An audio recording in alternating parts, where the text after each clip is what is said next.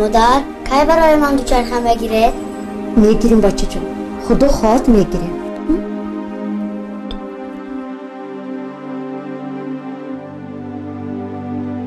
مادر همه دوچرخه دارد، ما کی میگیریم؟ خدا خواهد میگیریم. ولیش؟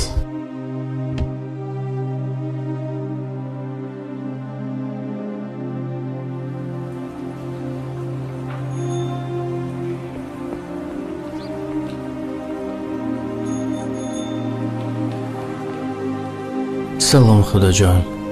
همه بچه های همسایه دوچرخه دارن، ولسیپد. من ندارم. هر بار با مادرم گویم، مادرم میگوید خدا میرساند، خدا خواهد میشود. خدا جان با من دوچرخه تحفه کنید.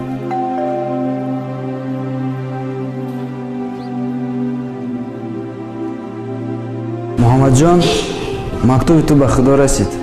این دوچرخه برای تو. محمد جان، اکنون از خدا برای من فرزند طلب. پروردگار مهربان، بخشنده جان و جهان، به هر کسی فرزند طلب فرزند رسان، فرزند رسان.